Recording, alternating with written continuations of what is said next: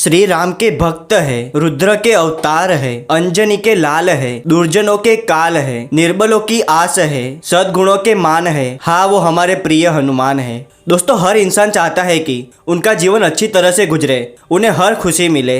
लेकिन जीवन में कई बार ऐसे संकट आ जाते हैं जिससे व्यक्ति हताश हो जाता है और अपनी सूझबूझ गुमा देता है। लेकिन दोस्तों, ऐसी हालत में अपने आप पर विश्वास रखना चाहिए। ऐसी ही घटना हमारे भक्त के साथ भी हुई।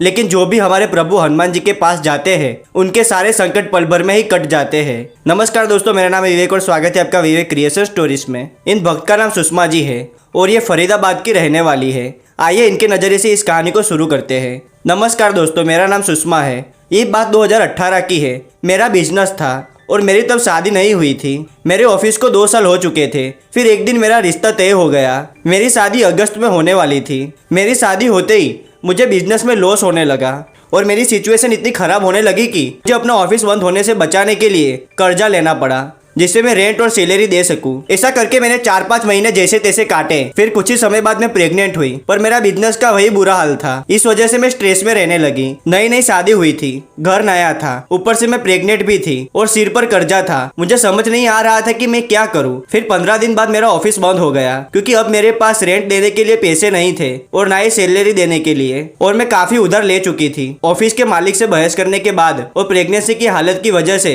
मैंने ऑफिस बंद कर दिया। मेरे सारे सपने टूट गए क्योंकि मैंने जॉब करके अपनी सेविंग से अपना बिजनेस स्टार्ट किया था और अपने खुद के दम पर मैं कुछ करना चाहती थी। मेरे पति ने मुझे मदद के लिए पूछा, लेकिन मैंने कहा कि मुझे कोई टेंशन नहीं है, ये सब जल्दी सॉर्ट आउट हो जाएगा। लेकिन सारी प्रॉब्लम एक साथ ही आ गई। कर्जदारों का फोन आने लगा पैसे वापस लेने के लिए, जिससे मुझे और टेंशन हो गया। मैंने सबसे कहा कि मैं जॉब ज्वाइन करूंगी और धीरे धीरे सबको पैसे वापस लौटा दूंगी, पर मैं वो भी नहीं कर पाई। जो सोचा था मेरे साथ वो नहीं हुआ क्योंकि प्रेगनेंसी की वजह से मेरे घर वालों ने मना कर दिया था और ऊपर से मेरे पेट और कमर में बहुत दर्द होने लगा जिससे मैं ज्यादा देर तक खड़ा भी नहीं रह सकती थी। हमने डॉक्टर को दिखाया तो डॉक्टर ने सोनोग्राफी कराई। चौथे महीने की शुरू की रिपोर्ट में आया कि बेबी का प्लेसेंटा नीचे है, जिस वजह से मुझे पेन हो रहा है, और डॉक्टर ने मुझे डिलीवरी होने तक बेड रेस्ट करने को कहा। ज्यादा काम करने से या ज्यादा देर खड़ा रहने से मेरी तबीयत खराब होने लगती, जिस वजह से मैं जॉब भी नहीं कर पा रही थी। फिर पैसे मांगने वालों का फोन आना वापस शुरू हो गया और कहने लगे कि लग गई तुम्हारी जॉब, पैसे कब दोगी। तो मैंने उन्हें बताया कि मेरी तबीयत ठीक नहीं है, मुझसे जॉब नहीं होगी और डॉक्टर ने भी मना किया है, तो आप कुछ महीने रुक जाइए,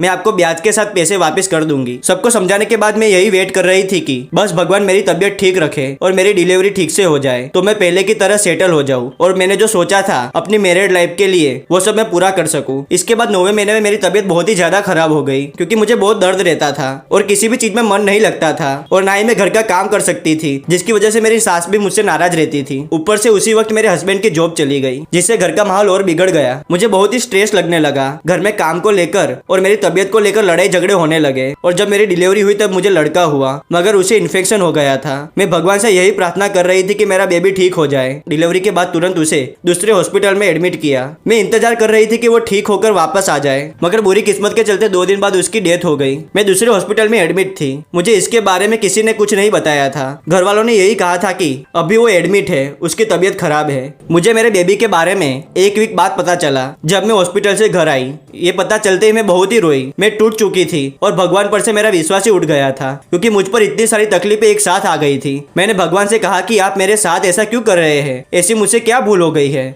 मैं बहुत ही डिप्रेशन में थी और मेरी तबीयत बहुत ही खराब हो चुकी थी, इसीलिए डॉक्टर ने मुझे 2 महीने के लिए बेड रेस्ट करने को कहा। लेकिन मेरे मन में कुछ ना कुछ चलता रहता और थोड़े समय बाद मुझे अचानक पेट में दर्द हुआ और फिर से मैं जब हॉस्पिटल में गई तब सोनोग्राफी करवाने पर पता चला कि मेरे लीवर में सूजन है। मैं 3 दिन तक हॉस्पिटल में एडमिट रही। जब मुझे डिस्चार्ज मिला और मैं घर आई तब मुझे खालीपन महसूस होने लगा और डर लग रहा था कि मेरे साथ ये क्या हो रहा है। डॉक्टर ने मुझे सिर्फ लिक्विड डाइट पर रखा। इस तरह 15 दिन बाद मैंने जब रोटी खानी शुरू की तब मुझे थोड़ा ठीक लगने लगा, लेकिन वीकनेस काफी थी। लेकिन उसके थोड़े दिन बाद ही मुझे प्रॉब्लम होने लगी। फिर टेस्ट करवाने पर पता चला कि मुझे थायराइड है और हार्मोनल प्रॉब्लम भी है। फिर वो ट्रीटमेंट काफी समय तक चला। मैं खाने से ज्यादा दवाइयाँ खा रही थी। मेरे साथ कुछ भी ठीक नहीं हो रहा था। तबीयत भी खराब रहती थी और बहुत सारी दवाइयाँ भी खानी पड़ती थी और जॉब भी नहीं लग रही थी और कर्जा सिर पर था। फिर से कर्जदारों का फोन आना शुरू हो गया। मुझे नींद भी ठीक से नहीं आती थी और बुरे सपने भी आने लगे थे। ये सब शादी से लेकर 1 साल के अंदर ही हुआ था। मेरे पति मुझसे कहते थे कि ये सब उनकी गलती है, वो ठीक से मेरा ख्याल नहीं रख रख पा रहे हैं और ऊपर से उनकी जॉब भी चली गई थी। लेकिन दोस्तों मेरे हस्बैंड ऑफिस में सबसे अच्छे कर्मचारी थे, अचानक पता नहीं उनकी जॉब कैसे चली गई। मैंने दुखी होकर रोते रोते कहा कि कौन सा भगवान है जो मेरी सुनेगा और सब ठीक करेगा। फिर एक बार नेट पर बैठे बैठे मैंने देखा कि श्री हनुमान भावुक का पाठ करने से स्ट्रेस कम होता है, तो मैंने पहली बार वो पढ़ा, जिससे मुझे काफी अच्छा लगने लगा। मुझे ऐसा लग रहा था कि जैसे हनुमान जी मेरे आसपास ही है। मैंने रोज श्री हनुमान भावुक का पाठ करना शुरू कर दिया। मुझे पाठ शुरू किए 15 दिन हुए थे और मैं अपने मम्मी पापा के घर पर आई थी। वही अचानक श्री मेहंदीपुर बालाजी जाने की बातें होने लगी। तब मैंने अपना माइंड चेंज करने के लिए उनके साथ श्री मेहंदीपुर बालाजी चली गई। वहाँ बहुत ही भीड़ थी और हम लाइन में लगे हुए थे। लाइन में ही मैंने बालाजी महाराज को हाथ जोड़कर कहा कि मैं आपके दर पर पहली बार आई हूँ और अपने साथ बहुत सारी परेशानी लेकर आई हूँ। समझ नहीं आ रहा है कि क्या मांगू और क्या नहीं। कुछ ऐसा कर दीजिए कि मेरी सारी तकलीफें दूर हो जाए। ये सब बोल के मैंने बालाजी को प्रसाद चढ़ाया और दर्शन किए और घर आकर मैंने मेरे हस्बैंड को कहा कि जब भी मुझे जॉब मिले तब हम श्री मेहंदीपुर बालाजी दर्शन करने के लिए जाएंगे। उन्होंने कहा ठीक है। मेहंदीपुर बालाजी से आने के 1 महीने के बाद ही मेरी जॉब लग गई और मेरी तबीयत भी पहले से ठीक होने लगी और जो बुरे सपने आते थे वो भी बंद हो गए और कर्ज वालों से मेरी बात हो गई कि हर महीने थोड़े थोड़े करके मैं आपको पैसे दे दूंगी। धीरे धीरे मैंने सारा कर्ज चुका दिया और मेरे हस्बैंड के साथ वे मेहंदीपुर बालाजी दर्शन करने के लिए गई। मैंने उन्हें थैंक यू बोला और कहा कि आगे भी सब ठीक करना। वहाँ से आते मेरे हस्बैंड की जॉब के लिए फोन आया और उनकी जॉब लग गई। मेरी जॉब भी दूसरी जगह लग गई जहाँ मुझे अच्छी सैलरी मिल रही थी। मेरा विश्वास बालाजी पर और बढ़ गया। जब मुझे ऑफिस में प्रॉब्लम होने लगी तो मैंने बालाजी की फोटो ऑफिस में लगा दी और सुबह जाकर एक बार हनुमान भावुक का पाठ करने लगी। मेरी सारी तकलीफें दूर हो गई। मेरे भाई मेरे बालाजी ने भाई का फर्ज अच्छे से निभाया और मेरा साथ दिया। मुझसे जो भी चीजें छीन गई थी वो सब उन्होंने वापस कर दी। बस एक चीज का इंतजार है और मुझे पूरा भरोसा है कि वो भी मेरे बालाजी जल्दी पूरा कर देंगे। मेरी जिंदगी में मेरे बालाजी ने हर मुसीबत से मुझे बाहर निकाला। मैं अब हर रोज श्री हनुमान चालीसा का पाठ करती हूँ। जय श्री राम। दोस्तों आपके पास श्री हनुमान जी के चमत्कार से जुड़ी कहानी हो तो हमें इंस्टाग्राम पर बता सकते हैं। इंस्टाग्राम का ऑफिशियल लिंक नीचे डिस्क्रिप्शन में है या आप हमें vivekcreationstories@gmail.com पर भी बता सकते हैं। आपको वीडियो पसंद आए तो इसे लाइक कर दीजिए। चैनल पर नए हो तो इसे सब्सक्राइब कर दीजिए। कमेंट में जय श्री राम और जय बजरंगबली अवश्य लिखेगा। मिलते हैं अगले वीडियो में नई कहानी के साथ। तब तक के लिए धन्यवाद।